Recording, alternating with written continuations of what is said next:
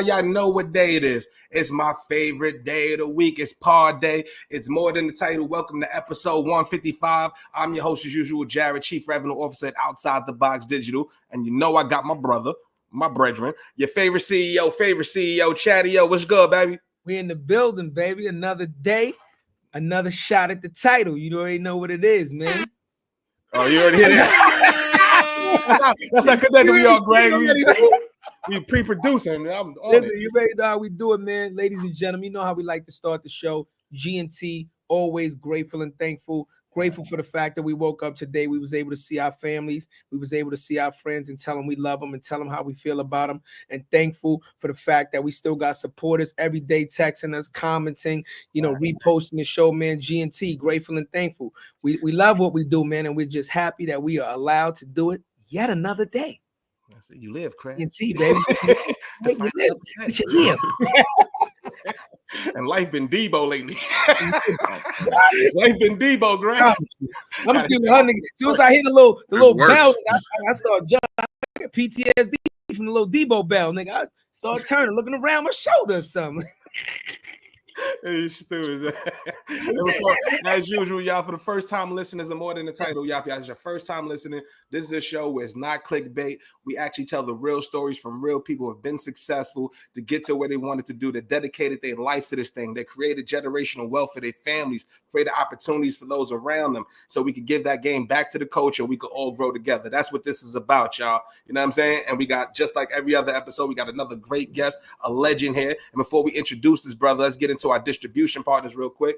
The Live Podcast Network, the first woman-owned, black-owned podcast network, and the largest black-owned podcast network in the world. So if you want more content like More Than a Title, make sure y'all scan the QR code, get your joint, get your subscription. After it goes to the content creator of your choice, you dig? And while you're there, you might as well go to More Than a Title too and get you a shirt, a mug, a hat, a hoodie. Greg, let them know. Greg, let them know, please. Greg, let them know they need a shirt or something. I said, Greg is a good hat guy. You know what I'm saying? You know what I'm saying? We're going to get you one, bro. Greg, I am. I was just looking at that joint. That looked good. We got you. It's the best shirt you have in your life. I'm telling you, man. Listen. I got my money. Not only am I the CEO, I support. He's a user. He's the player president. Hey, there you go.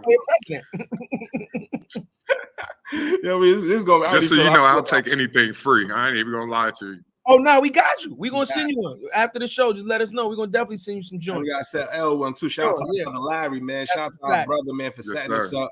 Yeah. Real dude, man. Great brother. If you guys haven't heard it, we had an episode about 4 or 5 episodes ago. He gave a story from professional basketball to corporate world and Adidas, and it was real as hell. So shout out to our brother. And then with that shit, you know what I mean? Let's start the show.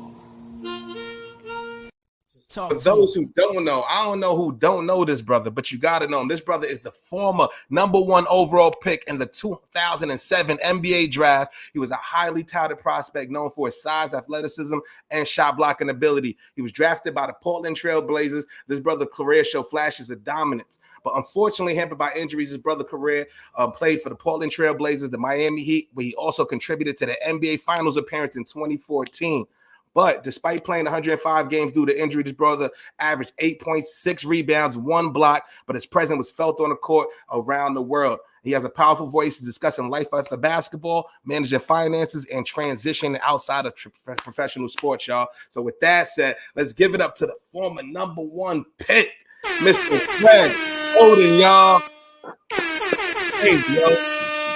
Appreciate you guys. Appreciate you guys for having me, man. Welcome to the show. It's an honor, brother. Only 30, 40 people can say that. Here, man. I want to. Go ahead, Greg. Start it off. Go ahead. I was going to say only about 80 people can say there was the #1 draft pick in the NBA draft. So I'm going to live with that one. I was going with that. See, that's what I'm talking about, ladies and gentlemen. He's ready to part. My first question is like, first of all, what is it? 60? Is it 60 that get drafted? I think it's about 80 now. It's about 80 now. Okay, but 60. It was 60, right? Okay. No, ladies and gentlemen, it's still 60. It's still 60. Okay, my bad. It's still 60. So, ladies and gentlemen, understand something. Like, we not fuck the hood bullshit. Let's talk reality of reality. This man is one of the 1%, like 0.01, under 1%. There are thousands and thousands of college players, prospective prospects from overseas, et cetera, all vying to get drafted once a year. This man not only got drafted, but got drafted at number 1. Greg, I gotta ask you. That's my first question, man. Like, growing up playing, but I know you had to grow up playing, but this is not something that you can fall into. All the practice, the hard work, the sacrifice. How did it feel to be drafted as number 1 and be like, yo, I'm the number 1 draft pick? Like, what is that feeling like when you walk across that stage, get that cap, get that jersey and all that, and get the commissioner a hug, give him a noogie, hug and all that? Yeah. What's that feeling like? Word. I mean, it was surreal. I mean, that moment with the call of my name, that changed my life, changed my family's lives. And honestly, the only thing I thought was, you can't trip walking up this stage, on the stage, because I had them big ass dress shoes. I was like, you can't be the first one and fall on the stage. So I was a little nervous, but it was fun, man. Like I said, it changed my life, and all the work I put in, the 6 a.m. workouts, all the AAU tournaments, man, got me there. Let's talk about that though, bro. Like, to stay dedicated, bro. Like, I played ball, had scholarships, did all that, bro, and I fell to the streets. I ain't gonna lie to you, bro. How did you not fall to the temptation and stay dedicated on the path, man?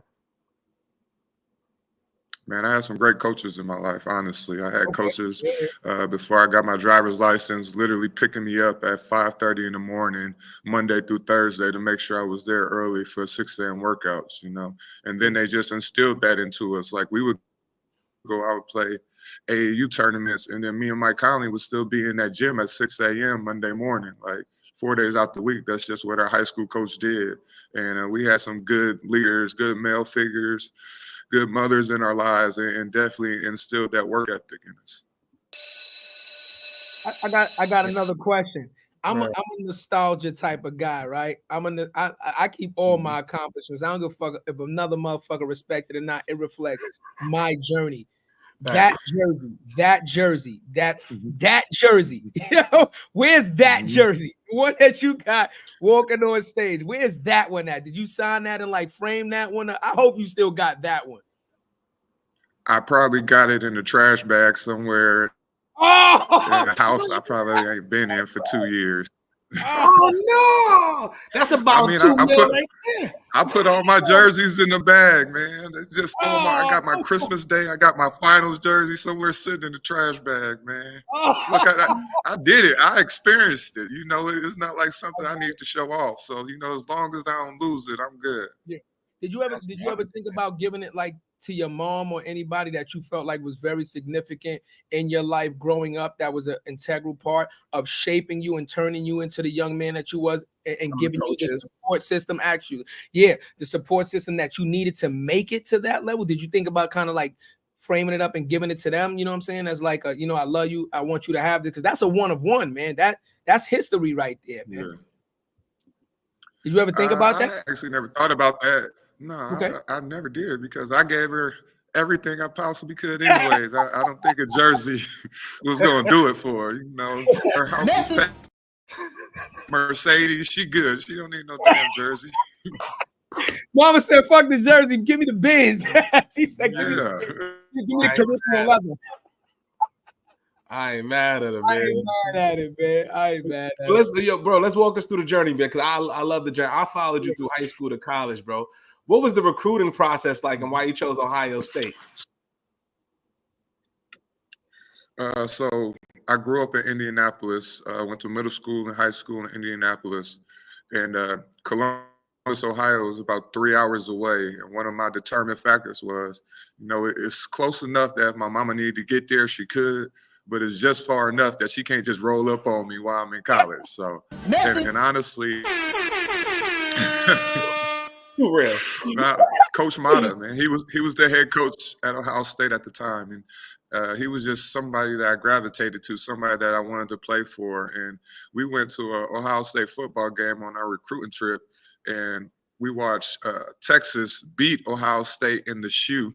And it was the first time I saw 100,000 people at a football game and another 100,000 people outside tailgating on a night game. It was just the atmosphere. And then some of the current players took me to a house party, and I was basically fell in love with a college chick, and I was like, yeah, I'm going here right now. Oh, hold on, Greg. Hold on. You the real like Jesus Shuttleworth.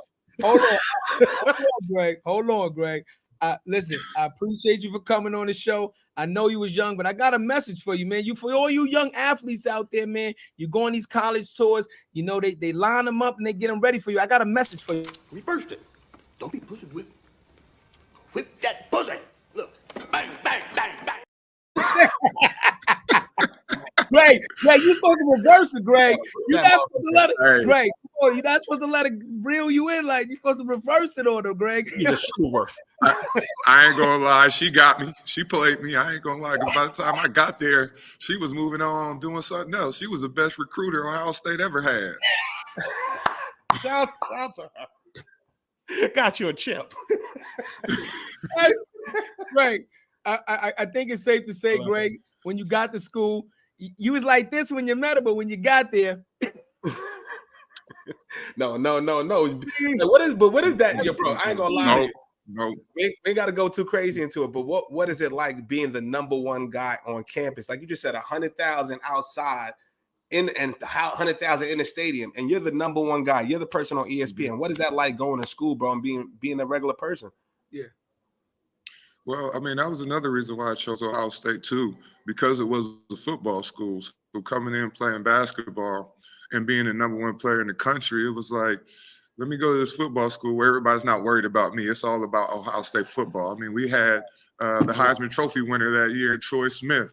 We had Ted Ginn Jr. You had the James Laurinaitis on those teams. It's like, you know, I was just a little old tall freshman just trying to enjoy campus. You know?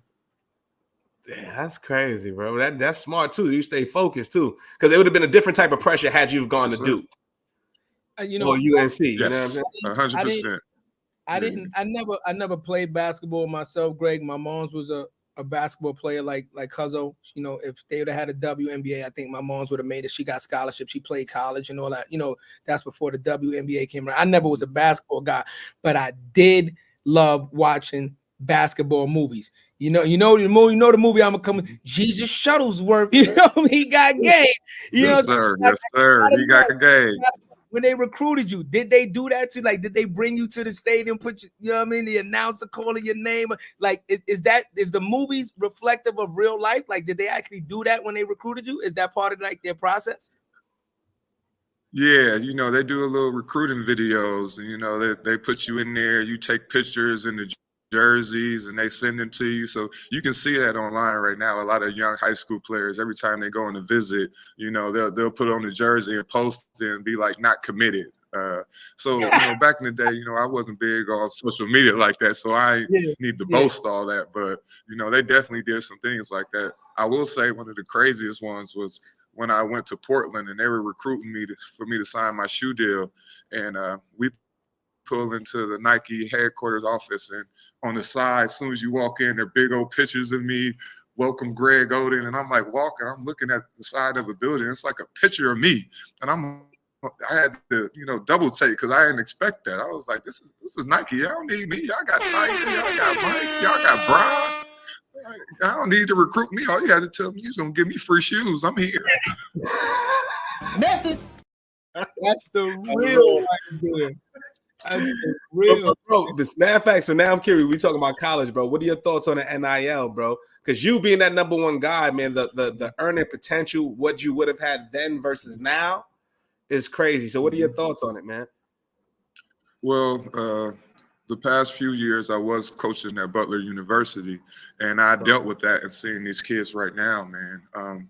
I am happy that the players nowadays are able to make money as they should. They make so much money for those universities, and those other college coaches get paid. But now I think it needs some regulation. You know, you see a lot of these kids transferring 2, 3, 4 times even, and, you know, it kind of looks like a money grab. You some of these kids are, going to different schools out of state. Are they getting educated? Do they know that they have to pay taxes at that other school? And then in the new state that you live in, you got to pay taxes for that one as well. And a lot of times when you transfer, like these kids, you have to drop out that second semester.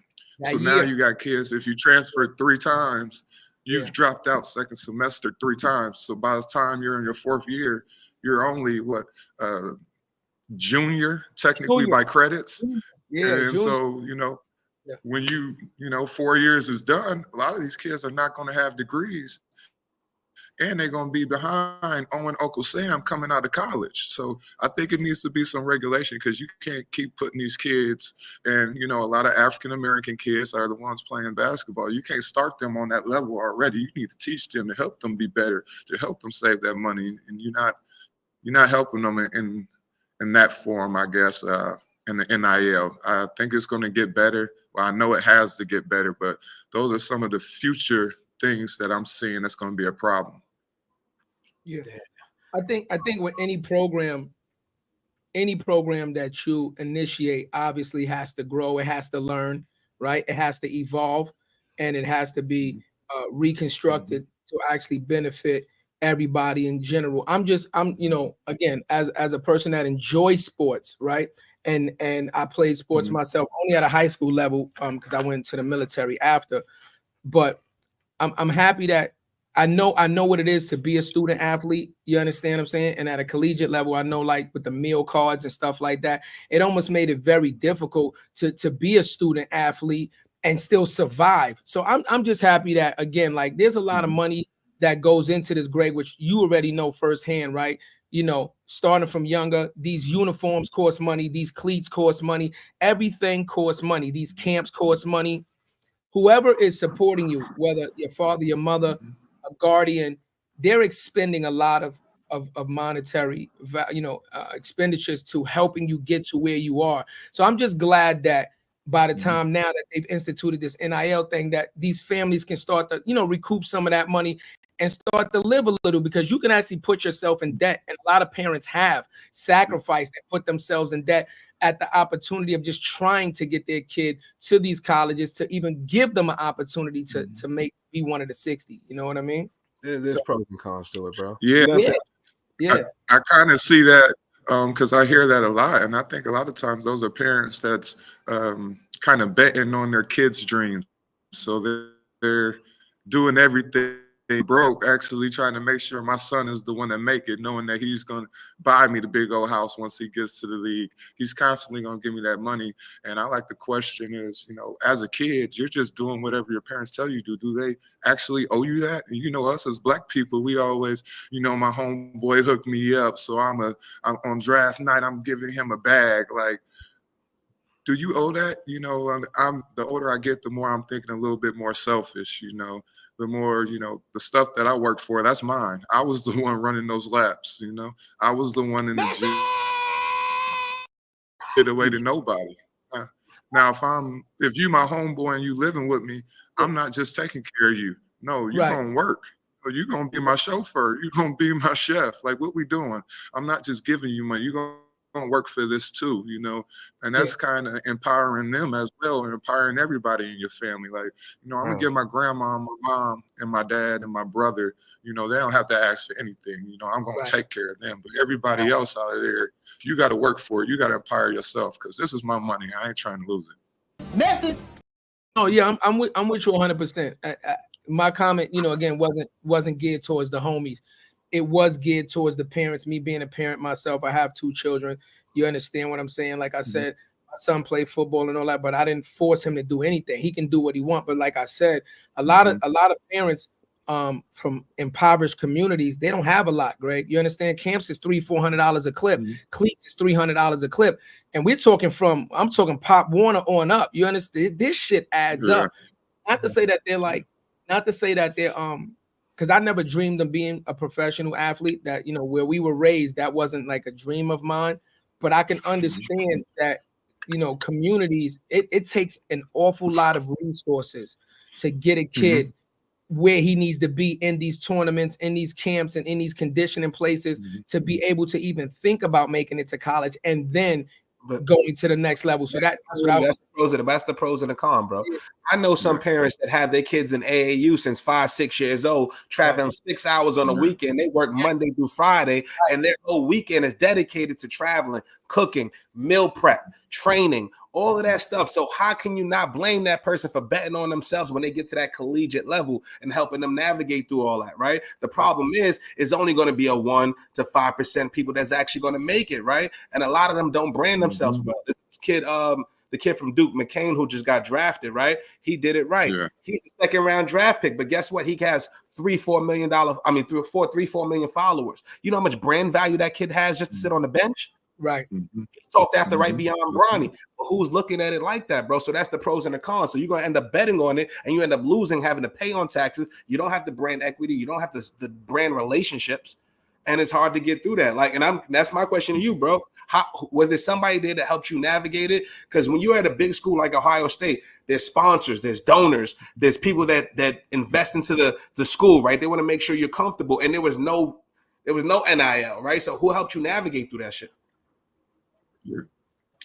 So Mike Conley Sr. was my AAU coach. So, you know, he was somebody who did it before.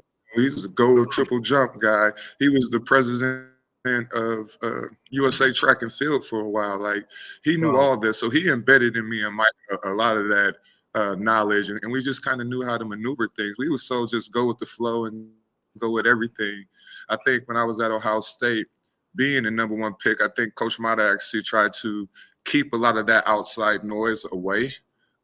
Like the coaches, like they made sure I was at their house, just me having a family dinner with a lot of them, because they knew that it was going to be so many people pulling towards me. I just needed to see some family. I just wanted to go lay on somebody's couch and watch TV.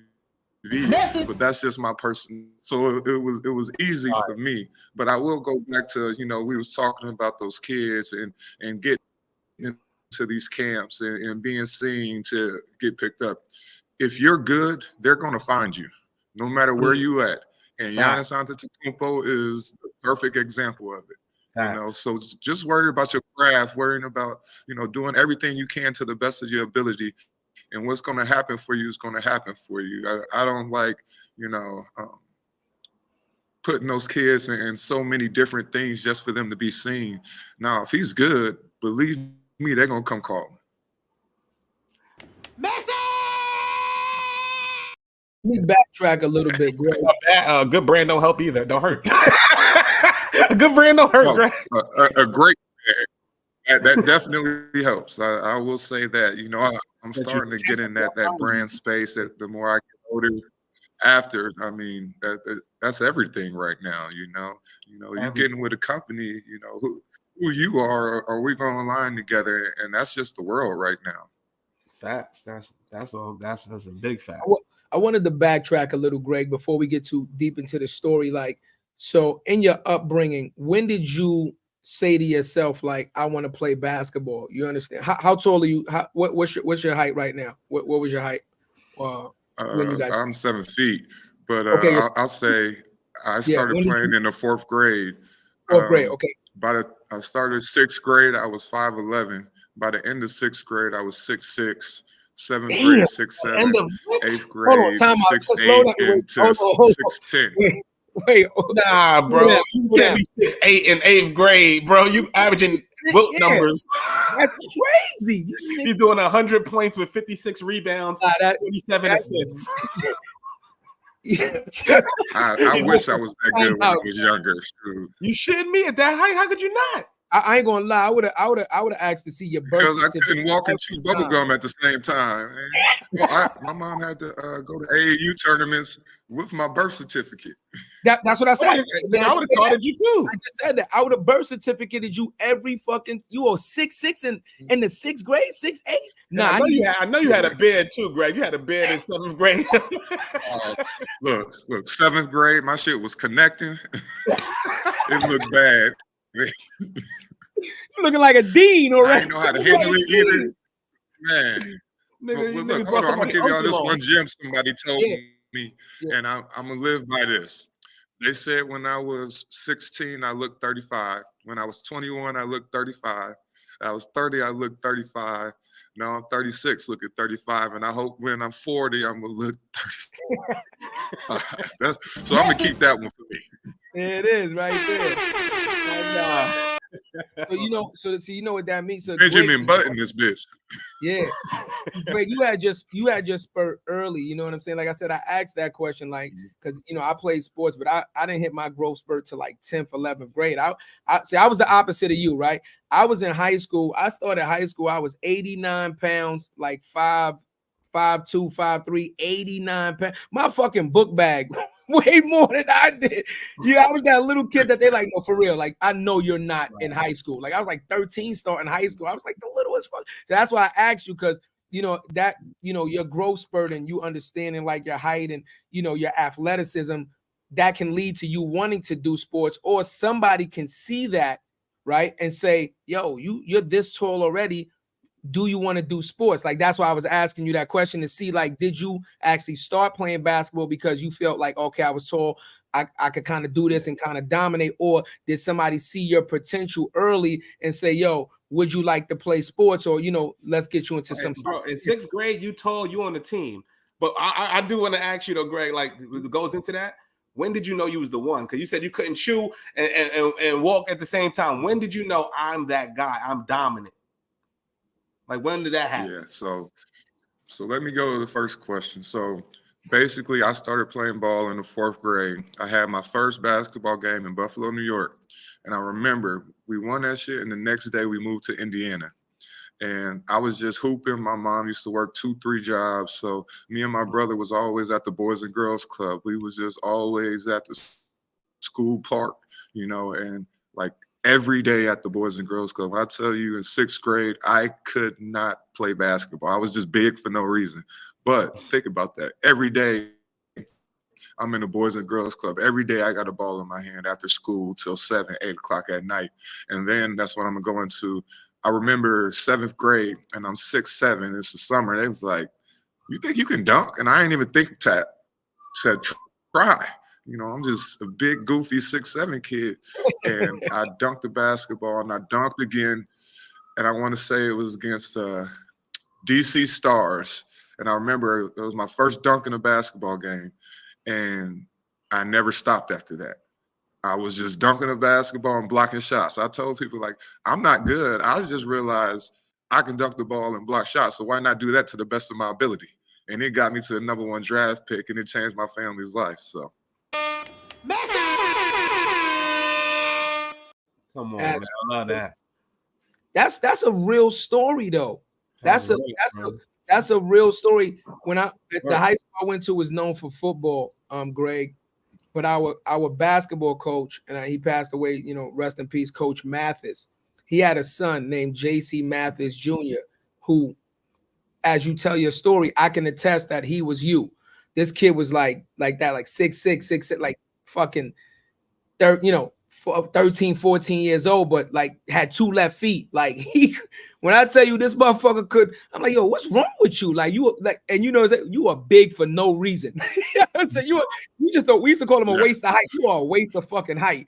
But his father, man, kept him in the gym, put him on JV, didn't let him start varsity, and really just worked with him. And kid ended up getting a full ride scholarship. I think he went to a D1 and it really became like a dope player. But it just goes to show you the testament of that work ethic, man, and that support system, being behind you, man. That it can change your life, man. I also want to commend you too, bro, because that pressure, bro, when you start knowing that you're the one and people start telling you you're the one, and for it to not get to your head and you don't let ego and all that other shit, deter you from the path, bro, like that's a lot of pressure that people don't talk about, man. So for you to even to go through that shit, you know what I'm saying? Like, kudos to you, bro. Like, that shit is real. That's crazy. I can't even. I appreciate that. I like to tell this one story. When I was at Ohio State, and you got these runners, people working for agents, and they try to get to the players. And I remember this specific day, this dude, he gave me $100. It was the first time I took some money.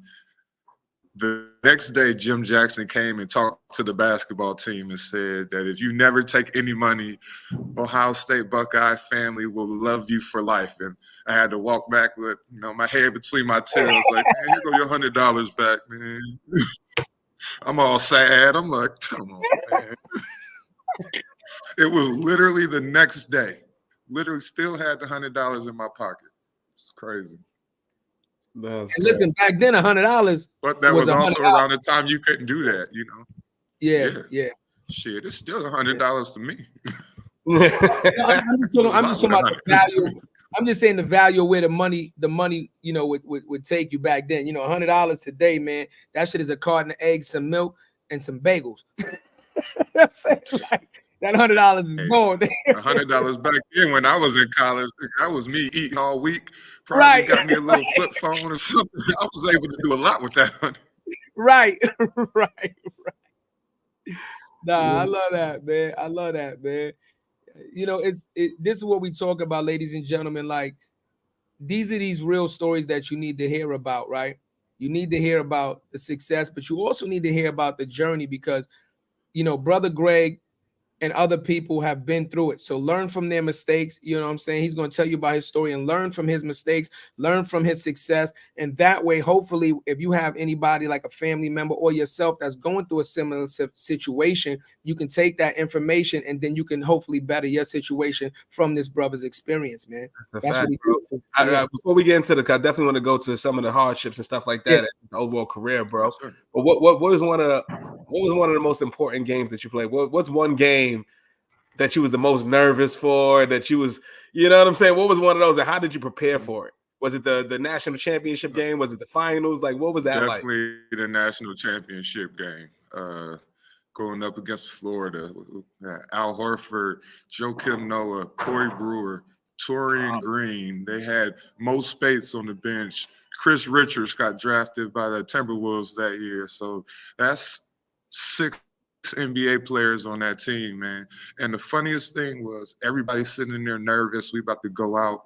Coach Mata comes in, turns off the light, it's pitch black. He turns on the TV, and all we see is Will Ferrell come in and was like, who the fuck are you? I almost nunchucked your ass. And so we watched that scene from Wedding Crashers before the national championship to loosen everybody up. It was probably the coldest shit ever. I would never forget that. I would have never thought. What? Wait. Yep. He put on a movie. Imagine what that locker room is like, bro. The whole world is watching. Yeah. You know what I'm saying? The whole world. This is the one game that could make or break your career, right? Because it's gonna be, you're gonna be a number one pick. But there's a brother on the 10th rise on the 10th man that ain't. And if I drop 25 this game, motherfuckers made. Come on, you man. get drafted off of having a good game, man. Come on. I mean, Mike Conley, he's a great point guard, but I'm gonna say that tournament, he had such a great tournament that boosted his draft stock till he became, I want to say, the 4th draft pick, Of course, man. Success, man. Yeah, I think one, but I will say though, I gotta give it to my Bronx brother. Kemba had one of the most epic point guard runs in the tournament, bro. Kemba had one of the realest. Kemba's a beast. When he made old boy Flaw in the pit game and hit the game winner, I cried so hard I think I fell out my chair. That shit was so cold, man. That was, bro. I played against him in 7th, 8th grade. He was cold. Really? He was a beast, bro. That size too, man. He had to be cold, man. He was cold. I was cold, motherfucker. That nigga was like freezing. I had some game. That nigga came through and dropped some shit. One of them point guards that when I played, it was like, look, you just gonna have to shoot over me because I ain't trying that hard. You ain't gonna embarrass my ass on national TV. Fuck that. Yeah, nigga, and one. If you cross me over, hey, I'm gonna the shit out you. That's all I know. Switch, nigga, pick and roll. I got Greg, nigga. I'm gonna call him Globetrot your ass. Nope. That's an instant forearm shot. I'll take that fight. You ain't gonna embarrass me. And real, while we having fun, bro, real quick before we get into the shit. What was your welcome to the NBA moment? Gotta ask you that. What was the one? Did somebody dunk on you? Did somebody cross your ass up? Did something happen? All right, so it was summer league, and I remember, rest in peace, Coach Maurice Lucas. He was like, "Look, G, you come in the league." And he's old school, like he played with them in like the '70s, and so his name was the Enforcer. So that's that old school, do some crazy shit. He was like, "Look, whenever a motherfucker shoot it, I don't even care if it's 3-point shot. Then you by the rim, just jump up and block that shit." It was stupid, but I did it because how the game was, we tipped off. And it wasn't even the first play. We was so up and down. It was like the third play, and I was just mad. And Gerald Green, I remember he shot a 3, and I jumped up and I blocked that shit and just looked at him. And then the next play, I went to go do a little hook shot. That motherfucker came out of nowhere, 2-hand blocked that motherfucker. I was like, "Oh, you an asshole." But but he got me back. So it was like, I was like, that was my welcome to the NBA moment. Nah, I got a question about that. So I know that, and again, like, I'm just off the top of my head, right? I don't have the firsthand knowledge. So when a player typically gets drafted, you do the summer league, right? And I know the NBA, like the NBA and the NFL and other sports are different. But when you're drafted in the first round, are you guaranteed a spot on the team, or is it like football and stuff like that, where it's like the number ones are guaranteed, but after that, if you don't make the cut, like they will cut you? Like, what's that process like? If you're drafted at number 1 in the first round, yes, you do the summer league and you do the camps, but can they still cut you? Or I know trade you, yes, but can they still cut you after like being that high on the draft? What's that process like? So from what I recall, first round is all guaranteed contracts. Oh, it's guaranteed. And then the second round, guys can start getting 2 ways, or you can, get drafted to a team, but they're going to sign you to the G League team, but you're still coming to summer league and training camp with the main team before you get sent down. And then you can get cut down there and be off the team. But the good thing about the NBA, that's just guaranteed money. So once you sign that contract, that's all your money. So no matter what happens, you're still going to get paid whatever you get, whatever your contract is. But how does that work too, Greg? Because I'm looking at it right now. I'm not going to say the number, bro, but it says you was guaranteed a certain amount, had an average salary of what? So you had a 4-year contract, but it said like maybe half of that was guaranteed. How did that work? What was the other 2 years, like the other 10 million contingent on? So because technically the 2 years was guaranteed, even though it was a 4-year contract. The third year was the team option, and the 4th year was the player option. So if the team after the 2nd year decided that they wanted to get rid of me, they could have. But then the 4th year, if I decided I wanted to go somewhere, that could have been my decision. I'll test the market. That makes sense, bro. That makes sense. So we definitely talk about, we talked about this. I would love to talk about how did life change after you were drafted? You're the number 1 draft pick. The whole world knows your name. How did family, friends, how did life change in general for you, bro? Well, shit, the crazy thing was draft night. I'm the first one. My name is the first one called. Then I'm the last one to leave because I'm doing all these interviews, and all my family is in New York. So I'm thinking, all right, well, I'm the number 1 pick. I'm the biggest celebrity in the fucking world right now. I'm in New York City. It's about to turn up. And this motherfucker's come to me, and they like, "Yeah, you got 1 hour to pack your shit. We on the plane to Portland." I'm like, "God damn." Like, 1 hour? Kim Noah coming by, like, we gonna turn up in New York. I'm like, man, they just told me I gotta go to Portland, man. Oh no. Oh, so they ain't even give you time to hit the club or nothing. Damn. Nigga said, fuck celebrate. The whole flight just looking sad.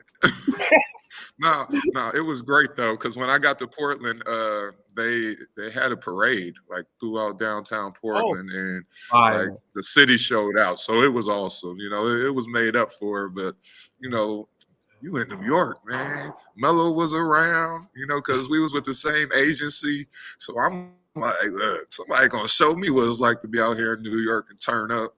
So fire, bro. I love that, man. Like, listen, I mean, I guess, at the end of the day, we enjoy it as spectators, but it's still a business, right? Yes, sir. It's still a business, and they're running it as a business. So, they'll do the, like you said, the meet and greets and all that. And then, okay, we done drafted you and you're going to end up signing this contract. but now let's get the business, because now you're guaranteed this money, and we got to make sure we get some type of recuperation. We got to make sure you're going to be everything we thought you were going to be for us to give you this kind of money. So I respect that. I understand that. I mean, before we get too deep, they invest in you. You got to. Yeah. I was gonna say, what is the process, right? Because it's you, KD, there's a few people, right? They don't know who they're gonna pick. What is the combine, the interview process like for you, bro? Was it really intense? So you actually go visit those teams. Like for me, because I was going to be, the number 1 or number 2 pick, depending on what Portland was going to do. So I visited Portland and did a workout with them. And then I also visited Seattle, but I didn't do a workout because it was like, y'all going to pick me if Portland don't pick me anyway. So, I just, that's kind of what my agent told me to do. And I went with the flow, but... That's smart, because I go in there. It's actually funny. No, you good, bro. When I was in Portland, I actually felt like I didn't have a good workout the first time. Actually, that summer, I actually ended up getting my tonsils taken out. So, like, I was getting tired in the workout real bad. And Paul Allen, who was the owner, the guy from Microsoft, he had his house in Seattle. So when I went up to go visit Seattle, I actually had another private workout at his house. The coaches came up from Portland, and I think that one I did a lot better, and they drafted. Shit, me said the Paul Allen in. I'm just spin the ball. I'm gonna break the back. That's crazy. So hey, I tried.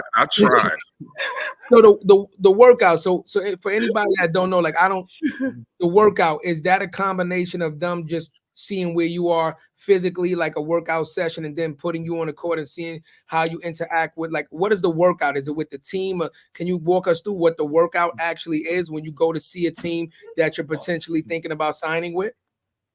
So, like, for me, when I was a free agent, I worked out for like Dallas and a couple of teams. They bring in a bunch of people in, and it's kind of like just a summer practice. They're doing workouts, but they're trying to do everything to wear you out.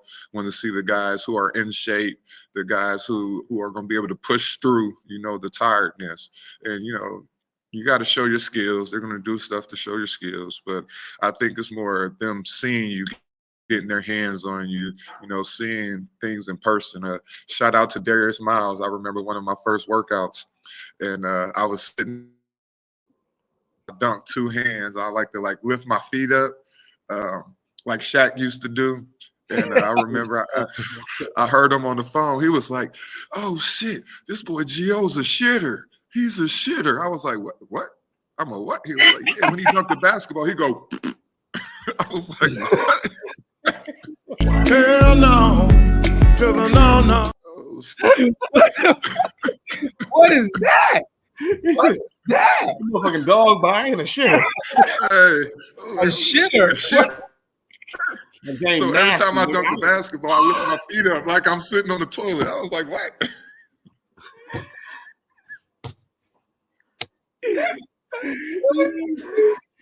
I don't even know what to say to that. Like, how do you say that about somebody? Like, yeah, man. Probably one of the funniest things I've ever heard in my life, man. That's I think this would be good for anybody that's going through this, whoever's privileged enough to go through this shit. Yeah. Is there anything that you think you could have done differently in terms of building with Paul Allen, the CEOs? When you think of it now as a 36-year-old man, is there anything you would have done to build a better relationships with those people in those rooms?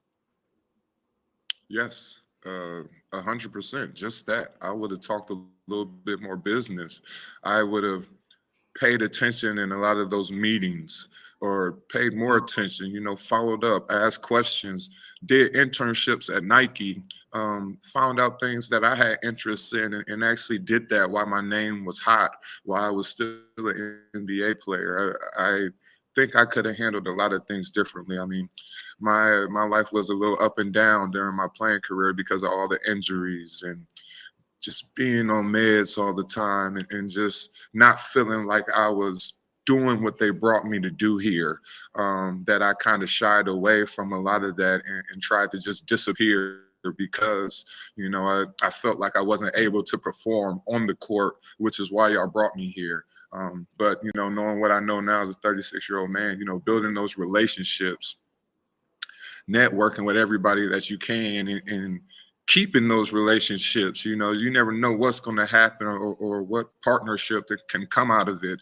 And that's something that I'm trying to do better now, and just trying to let a lot of these young kids know, you know, when you walk into a room or you walk into practice and you see these guys just sitting on the sidelines, go introduce yourself, go shake his hand, go talk to the donors there in school, make sure, you know, they can call you and have access to you, and make sure you're asking them questions, you know, and make sure you're talking to the right, you know, if you got interest in, you know, shoes, you know, we not talking to the coworker or the guy that's doing steel. We're gonna talk to the guy that's in shoes, and you're gonna have access to that. You know, they're gonna want to come to practice. They're gonna want to come to the games. They're gonna be sitting courtside.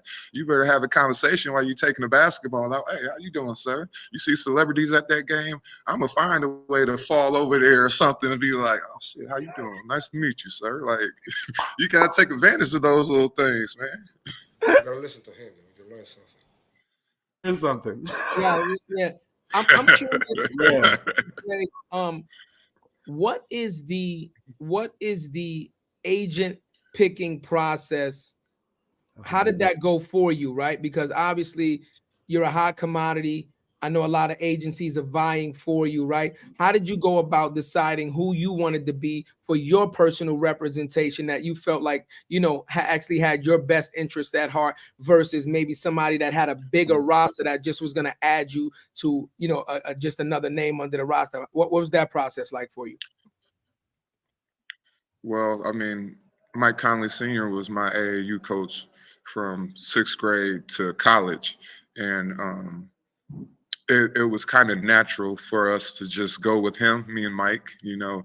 And it was funny because Mike Sr. actually went to school while we were in high school, night school, to get his agent, you know, license.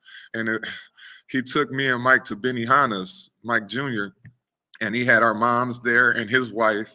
And, you know, he's like asking us and actually having a formal meeting. And we looking at him like, why? Just tell us that you're going to be our agent. We're going to be like, all right, cool. Like, because that's all we're going to do. Ready? So, gentlemen. Like Gentlemen about it, Greg. Come on, that's man. just fun. Like, you don't need to do nothing. Just tell us you're going to be our agent. And then what? So when we did finally work with him, I remember he had us, he had me go to a Pacers game, and I got to sit courtside. And I remember looking down at this dude, this light-skinned dude, was sitting like 2 seats down. He like came over, he shook my hand. He was a good dude. You could just tell he was somebody.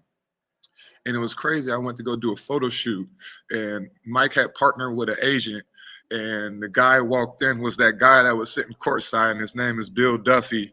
There you go. Head of BDA. So it was like full circle for me. He was like, you remember me? I was like, I knew it was something up with this joint, man. Because he just kept looking at me. He was like really nice. He was making sure I had food at the game. Like he was, I was like, okay. You well played, sir. Well played. Message. This motherfucker don't miss. No. That's how you got to do it, man. Like, you know, and the reason that I asked that, because obviously we have heard success stories with picking the right agent, and we have heard horror stories where, you know, you know, people picked the completely wrong agent and it just didn't go right, and their career suffer for it because the person representing you, realistically, depending on their leverage and what they can do, actually has your career in their hands, man. So if you find somebody that actually believes in you and knows what you're doing and can get you in the right doors, then you will prosper. But if you find somebody that's just ready to add you as another name to their roster, man, you can just easily fall by the wayside. So I appreciate you being candid about that, man. It's all about trust and being around people that actually have your best interest at heart. Your best interest. Everything you just said. But I also want to add this to it.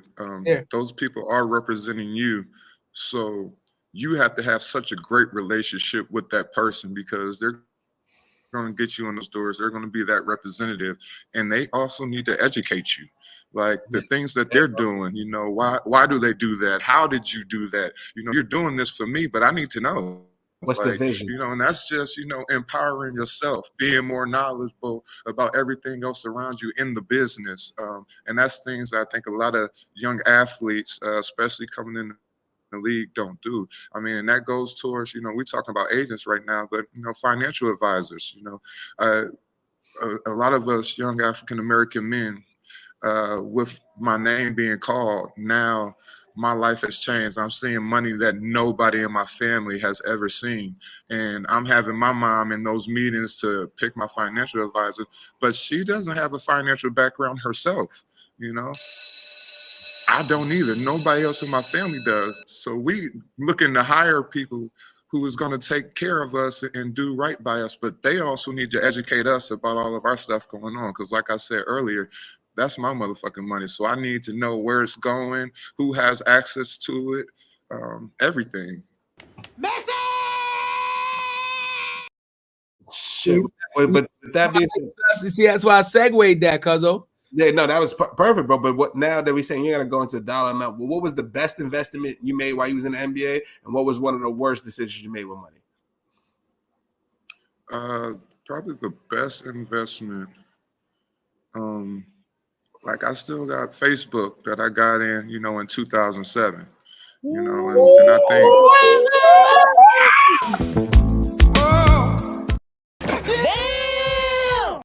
No pause. That's the first whoa with no pause. That's a fact. Hey.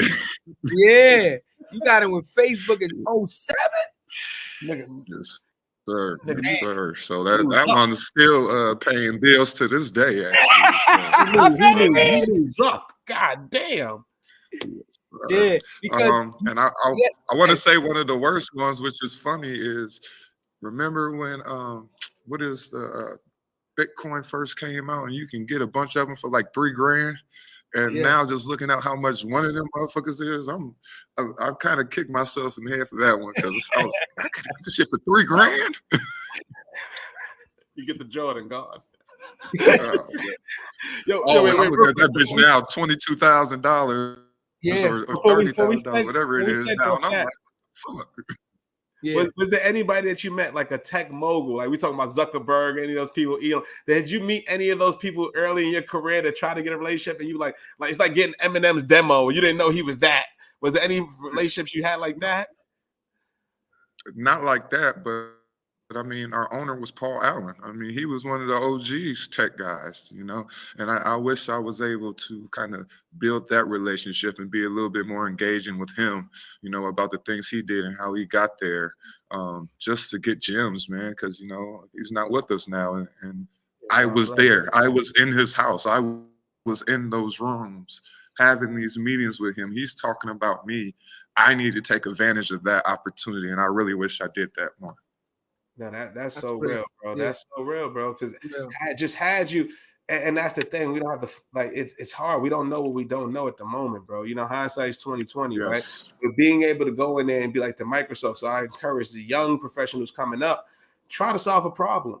Try to connect the dot. Try to understand what the business model is, right? Because at the end of the day, you're an investment, right? But you could also 10x the investment. You could 2x the investment. You could 4x the relationship. And guess what? That's going to determine what your relationship is with that person. Real talk. And some curiosity. The curiosity of you just asking the right question at the right moment could change your entire life. And we've had millionaires and billionaires on here, Greg. Like real talk, bro. We can go. We've had 2 owners of the Washington Nationals on the show. Our brothers, you know what I'm saying? Like it's real shit. And we asked them questions like, what the fuck was it like? How'd you get in? What it like? I mean, what was this like? How'd you do it? Bro, the stories are just incredible. How'd you get your foot through the door? You think I'm trying to get to the yams. You feel me, Greg? Yeah, you know, because it's important. Like information, money is dope, Greg. Yeah. But the information is more everything. Invaluable than any amount of money that you can ever fucking have in your life, man.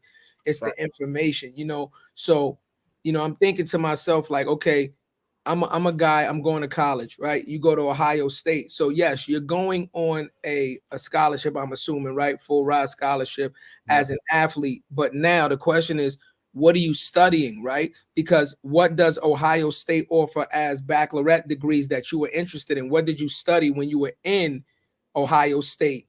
Did you study business to say, okay, because I'm going in basketball, do they have a great business program so now I can learn business so I can manage my money? What was your field of study when you were in Ohio State? So in 2007, when I was young, I was always good with math in high school. So I actually went to the Fisher's Business School at Ohio State and was doing accounting. And quickly after one semester, I was like, yeah, I'm not doing that. Just because accounting, accounting is just all numbers. And that's actually what I like. But, you know, business and other things could be under that same umbrella. But, you know, I went back and I knew I loved the game of basketball. So in 2016, I went back and started finishing my degree in sport industry. So it's in the College of Education and Sport Industry from the Ohio State. And then this past summer, in August, I recently finished with my master's in sports coaching from the Ohio State University. There it is, man. Come on, man. Come on. Sure. Yeah, see, continuing education, man. Yeah, bro. Fire, bro. But let's get to the real too, bro. Like, you know, your first year, your rookie year, man, dealing with the expectations, and like you said, you dealt with a lot of injuries, man. How did you get through that, bro? I know you kind of touched on it earlier, but how did you really get through the injuries? Because, like you said, you feel like you're not earning, you know, living up to the potential what you could have, right? You know what I'm saying? But that could be in a dark place, bro. Like, how do you deal with that shit when you worked your entire life at this moment? You know, I don't want to change my professionalism that I got, but this is my experience, so I talk about it so openly. But drinking. Literally, that's good, bro. We need the head. I got some Dendu right now. I got the Dendu right here, Greg. You still professional, you know, like that part. You still professional in my eyes, Greg. Well, I appreciate that, but you know, at that time, you know, it was weird. I was a young kid. I'm 7 feet tall. People could see me in the city, like, and I'm just depressed that I can't be out there with my teammates. You know, they flying, you know, all over the country, and I'm stuck in Portland rehabbing every day. So I end up throwing parties all the time, you know. And you know, it's funny being the #1 pick and the biggest celebrity in the world at one point, and you try to walk into a club and the bouncer goes, well, everybody knows you're 19 years old. We can't let you in here. So now I can't even go hang out with my teammates outside of the court. You know, so now I started throwing house parties, which they became very epic, I must say so myself. But, you know, all of that, being depressed, being in my own space, you know, going through the ups and downs, you know, it was a dark place. You know, as you said, you get in a very dark place. And, you know, the thing that got me out of that was I had to come to the root of my experience. You know, I'm the only one going through this journey. So for me to look down, mope around and woe is me, you know, and nobody really cares. I got to be happy with myself. These are decisions that I made. And right now, all I can do is make the best decision I can in this moment. And once I started, you know, taking that step, putting one foot in front of the other, I started walking with my chest out. And I started feeling comfortable in my own skin, whatever I did, because I knew I made this decision. And I'll move forward from there. That was wrong, bro. You had a micro fracture, right? In your knee? Mm-hmm. Yes, sir. Okay. I had I want to say 4 microfracture surgeries between the 2 of my knees. Wow. Do you mm-hmm. And a broken kneecap to add to that. Damn. Shit. Hold on. Damn. God damn. I just wanna I want to talk about that real quick. I know you say the drinking, right? Again, as an athlete, I know that when you feel like you're hurt, you know, they give you the cortisol shots and the Adderall and all that other bullshit. did you, before you got injured, where you knew like, okay, this is an injury, did you feel like you were having issues with your knee already? And it was something that you were kind of like being a little careful with, or did this first injury kind of like catch you out of nowhere? Like, what was that like? So when I was growing up, I had a leg lift differential in my hip. I actually had hip surgery when I was in the 6th grade from growing so fast. My right leg was basically falling out my hip, and I had emergency surgery. Still got 2 pins in my hip right now. And so I always had like a little limp. Like I always walk with a limp. And then once I got professionally, you know, with the orthotics, they kind of fixed that limp all together all at once. And so I remember, you know, I was working out in the summer and I got these new orthotics and these new shoes. And, you know, I had a good workout, went home, chilling with the homies, went bowling, and my knees just felt weird. It was just feeling a little weird. And then that next day, I put on my pants to go to practice, and I kid you not, I could not pull my pants up over my knee because it was swollen so bad. Wow. Just one day of new shoes and orthotics, fixing, you know, my lifetime of leg lift differential, my body just didn't react to it. And then a lot of stuff started happening, you know, the domino effect for my body after that. Wow.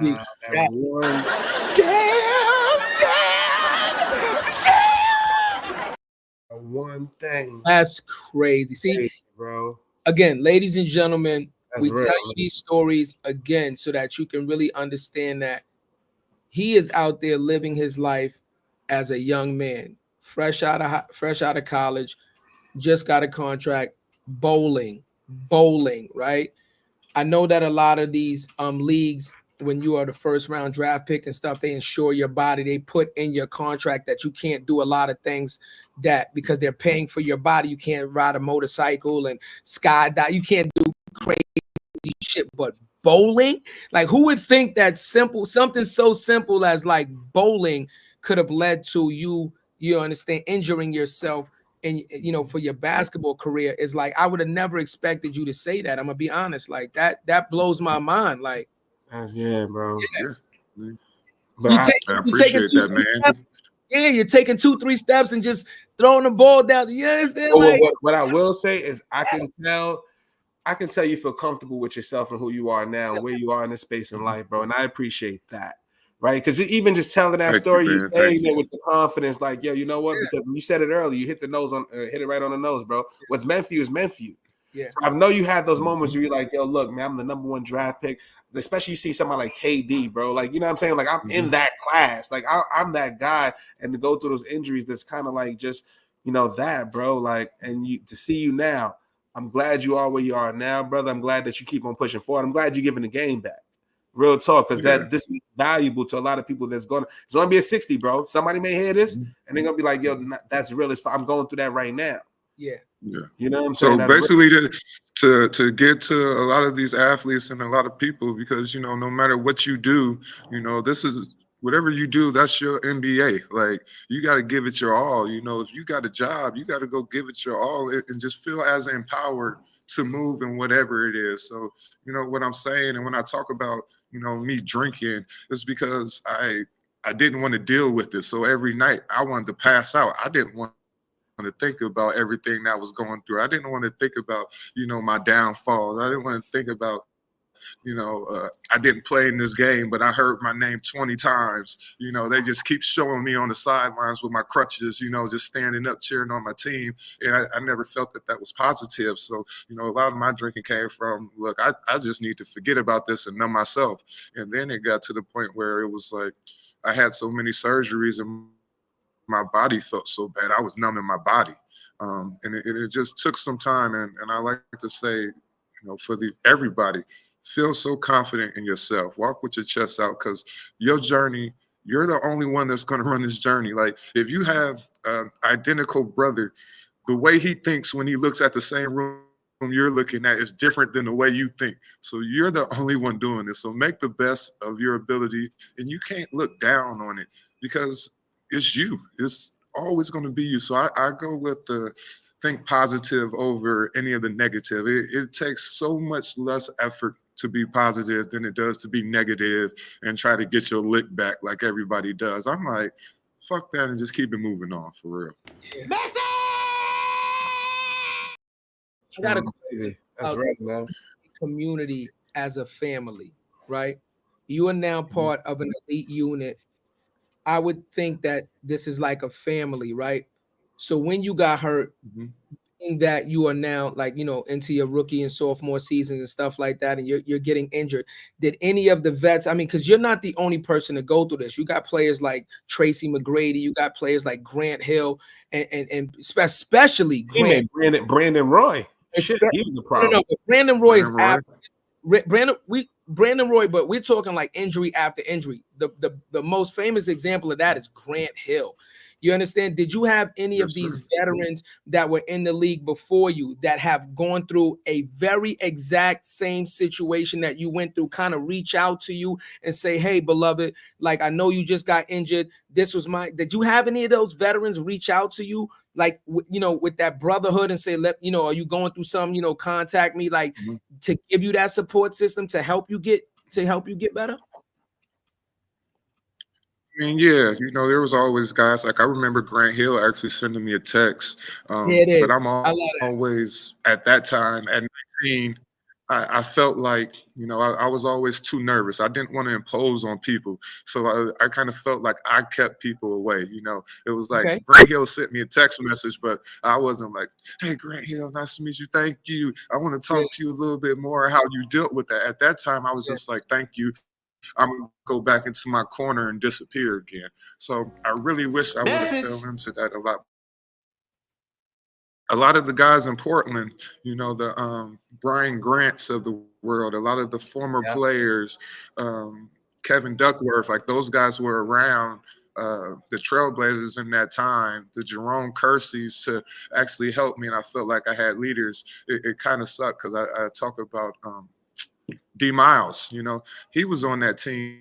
Zebo was on the Portland Trailblazer team the year I got drafted, and they traded him that summer. And D Miles used to be in there working out with me, giving me game on the city, giving me game on my future teammates, you know, just helping me, like being the vet to me.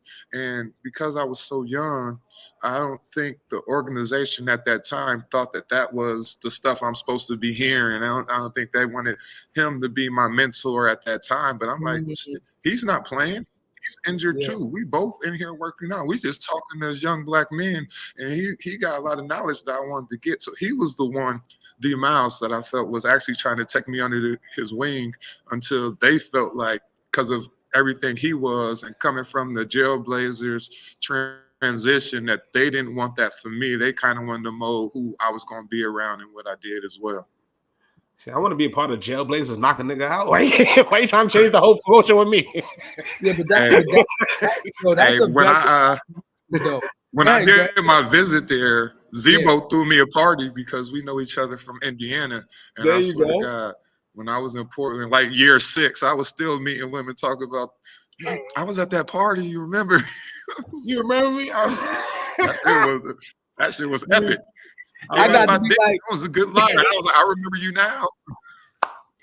I do recall. Yo, I do gotta ask you though, real quick though, bro.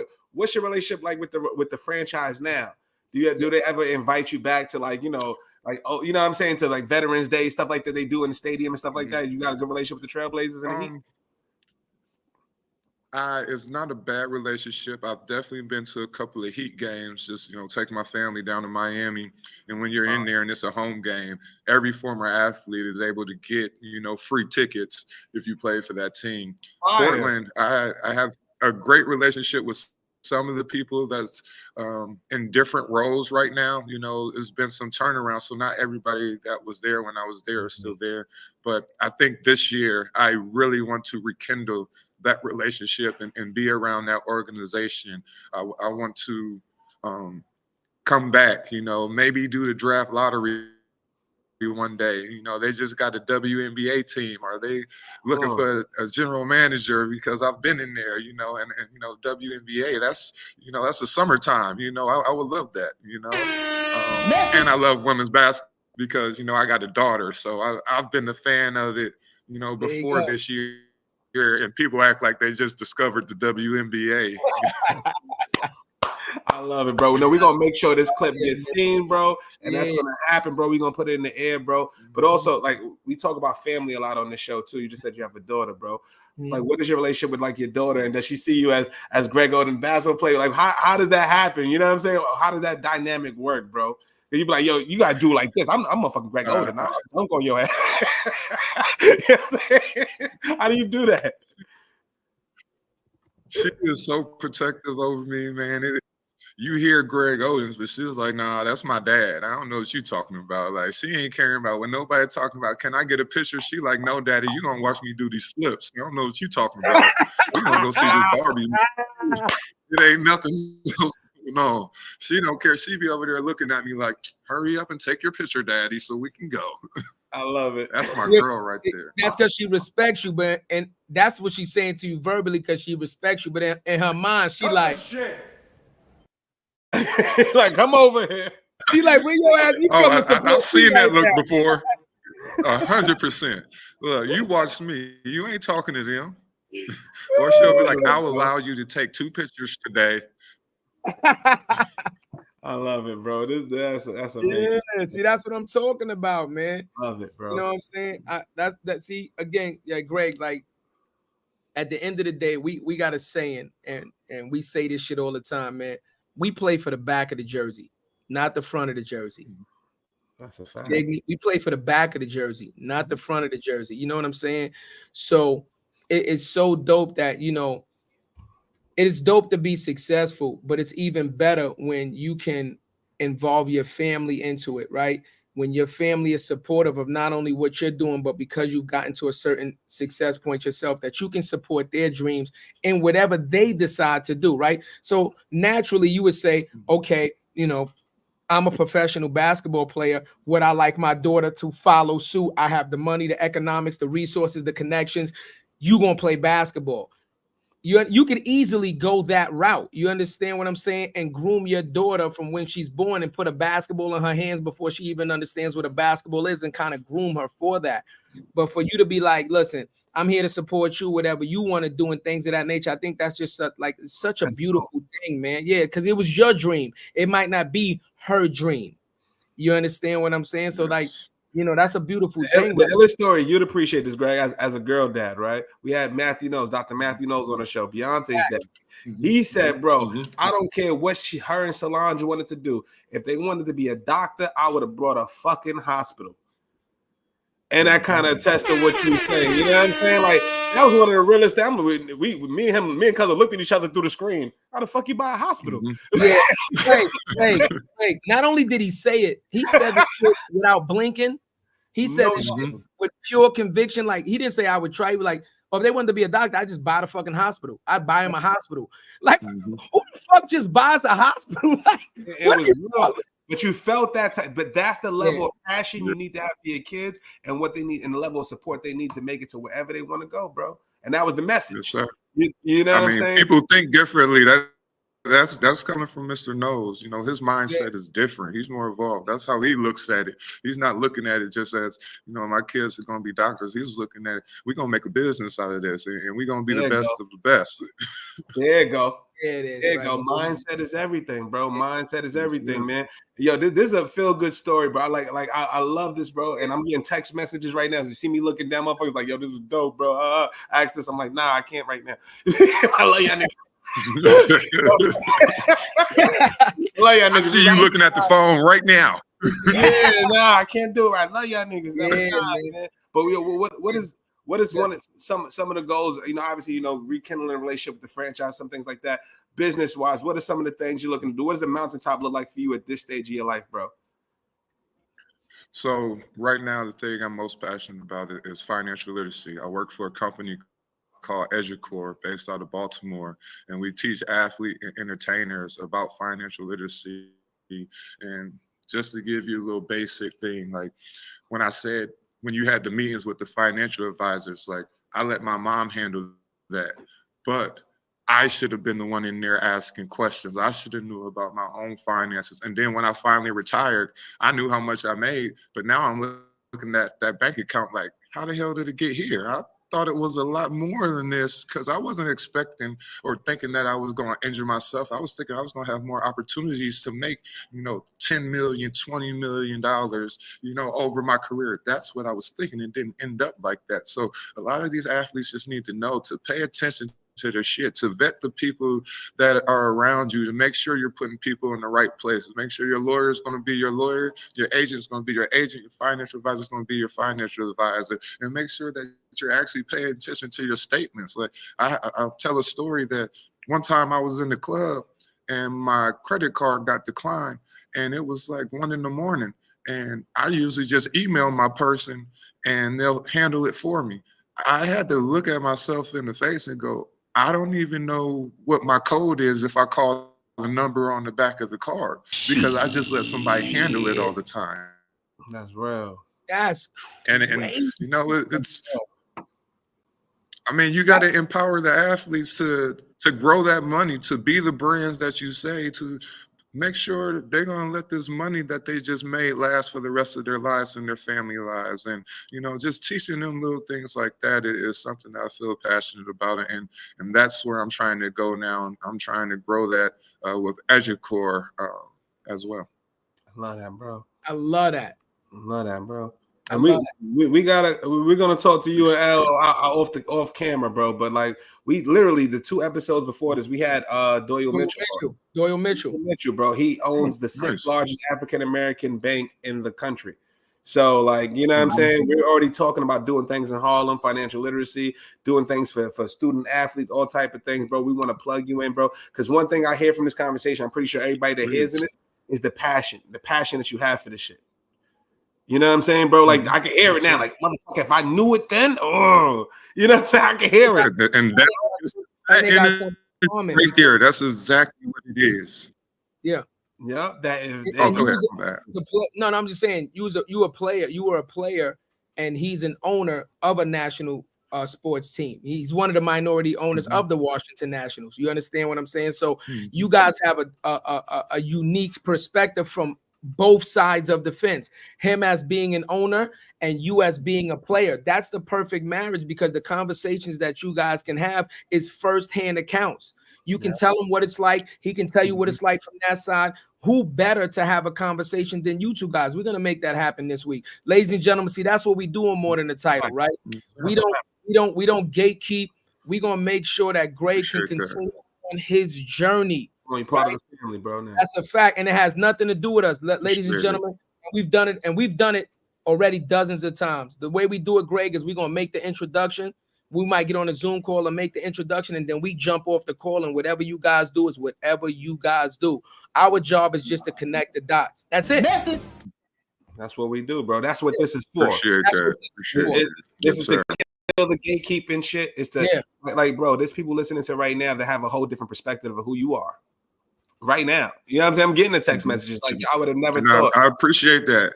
That's real, bro. Like that's what we need. This platform is awesome, man, and I'm just so happy I was able to do it. I wish the lighting was better, but this is a great conversation. I think we hit a lot of different topics. So I thank you guys because I was a little nervous to start because I just didn't know. Hold on. You was in the NBA Finals, Greg. You with your brother to come on a podcast. You was in the NBA. Man. We're the national championships in college. This is just a podcast, but hit him with the Will Ferrell. Hit him with the Will Ferrell. Listen.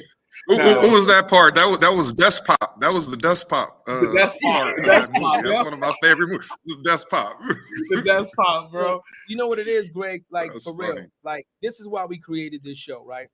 Look, anybody in this world, I can't see a person in this world, race, creed, color, does not matter. I can't see a person in this world that doesn't want to be the best version of themselves that they can be, right? I can't see a person in this world that doesn't want to live to a certain extent. And certain people that are really family oriented, they want to take care of their families. So it's great to hear about the success stories, but we really got to hear about the mistakes also, because success is not linear, right? It's not a one-way path that, I did everything right and I never had help. And now we got to dispel that narrative. I made mistakes. These are what the mistakes are. I learned from them. Now you learn from them, so that it took me 10 steps to get to this point at 36. Maybe you could take 4 steps and get to this point at 26. You understand what I'm saying? Because learn and remember, grow. That was the most important thing you said. Learn and grow it from is. your Gotta mistakes. learn and grow. Yeah. That's Because it, bro. at the end of the day, Greg, right? Let me tell you, this interview, because we get we did the numbers today. It's like 1.4 million impressions. Like we had like 1.4 million impressions. There are gonna be people that watch this show that you might not never meet in person, that may never reach out to you in person. But listening to your story, listening to what you went through, you might change their life and their family's lineage by just giving them the information that can help them on their path. That's what we have to do as a community. Other than that, we're not going to grow. You understand what I'm saying? So, I'll keep it all the way funky. You've done it for us. You've done it for us because we're on the path now, bro. Yes, so sir. hearing those stories, you know what I'm trying to say? We on it, and we're gonna meet you next week, bro. We at Black Week. We in the building. We the official podcast of Black Week. Oh, yes, sir. Yes, sir. Great. I've heard Hold on, that. Greg, So I'm looking forward to that. Come on, baby. Listen though, this is a preview. When you see us in person, we're gonna show our ass. Like we outside. Oh, We you see outside. in person is different. We gonna have you cry. Oh, We gonna be like, "Now you motherfuckers is." Come on, bro. You in the city, red carpet. We doing it. This is what we doing. Yeah, man. Well, I'm looking forward to it. As long as I hit Mr. Childs, I'm good. That's all I care about when I go to New York. On brother Greg or brother Mass. I'll meet you halfway, nigga. Hey, I got a question for you, Greg. So here's a real question, also, right?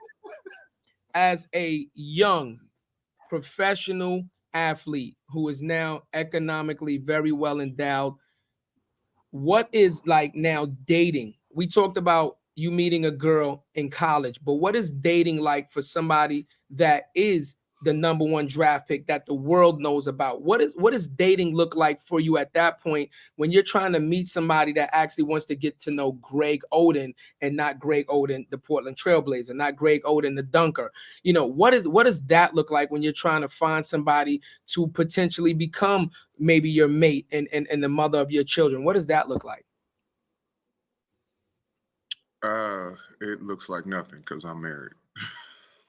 No. So I'm saying I ain't getting that. I'm saying back then. I'm saying back then. How did you Oh, meet back your- then. how did Oh, you- right.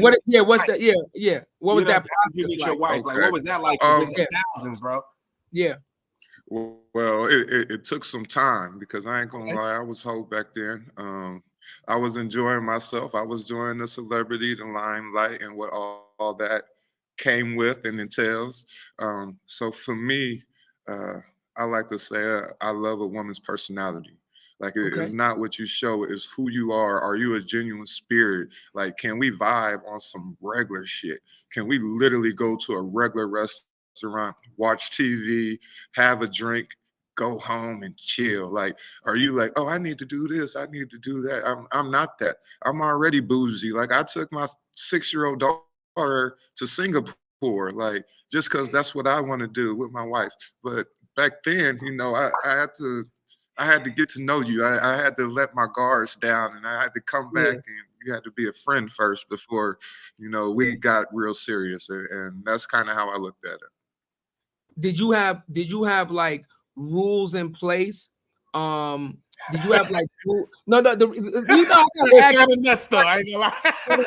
I gotta ask these questions. So, like, because you know, being on a professional team, obviously, just you being on a team, whatever your name is, you're gonna have the celebrity of the team itself and what the team represents and etc. Right?